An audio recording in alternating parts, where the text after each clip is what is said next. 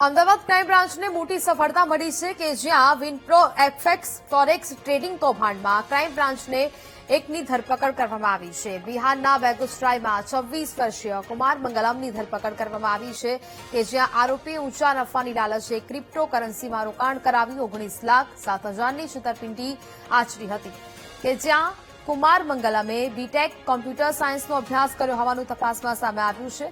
આરોપી આ વેબસાઇટના ડેવલપર અને એડમિન તરીકે કામગીરી કરતો હતો. આરોપી પાસેથી આઈફોન, આઈપેડ, મેકબુક સહિતના ડિજિટલ પુરાવાઓ પણ મળી આવ્યા છે. દેશવાળમાં ખોટો નફો દર્શાવી આરોપી રોકાણકારોનો વિશ્વાસ જીતતો હતો. રોકાણકારો વિશ્વાસમાં આવ્યા પછી જ ફોરેક્સ, ગોલ્ડ, સિલ્વર અને આજે મોડિટીઝ ક્રિપ્ટો ટ્રેડિંગના નામે તેમાં રોકાણ કરાવતો હતો.